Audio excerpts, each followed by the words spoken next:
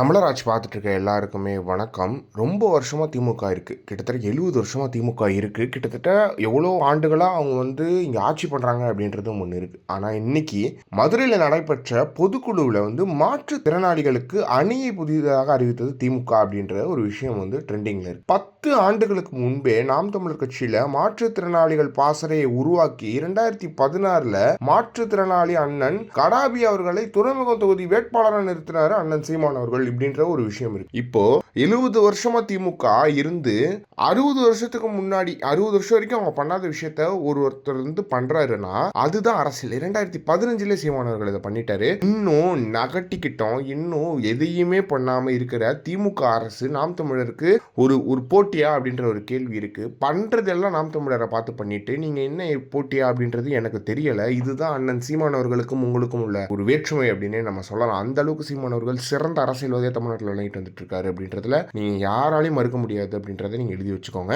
இப்படி ஒரு விஷயத்த திமுக இப்பதான் பண்ணுதுன்னா உங்களுக்கு 60 வருஷமா என்ன பண்ணிட்டு இருந்தீங்க, கலைஞர் அவர்கள் என்ன பண்ணிட்டு இருந்தாரு, அதுக்கு முன்னாடி இருந்த தலைவர்கள் என்ன பண்ணிட்டு இருந்தாங்க அப்படின்ற கேள்விகள் இருக்கு இல்லையா? அந்த கேள்விகளுக்கெல்லாம் பதிலே கிடையாது அப்படின்றது ஒண்ணு இருக்கு. 60 வருஷத்துக்கு அப்புறம் ஒருத்தன் பிறந்து அரசியல்ல மிகப்பெரிய ஒரு மாற்றத்தை எழுப்பி அவன் அதுவும் திமுக இருந்து அவனே சுயசிந்தனையில ஒரு கட்சி ஆரம்பிச்சு அந்த கட்சியில இப்படி ஒரு விஷயத்த பண்ண அப்புறம் தான் நீங்க பண்ணுவீங்க அப்படின்னா நீங்க எதுக்கு எங்களுக்கு அதுக்கு எங்க அண்ணன் சீமான் அவர்களுக்கே நாங்கள் ஓட்டு போட்டு முதலமைச்சர் ஆக்கிடுவோமே அப்படின்ற கேள்வி மக்களிடையே எழுமோ. இதை பத்தி நீங்க என்ன நினைக்கிறீங்க அப்படின்றத கமெண்ட் பாக்ஸ்ல சொல்லுங்க.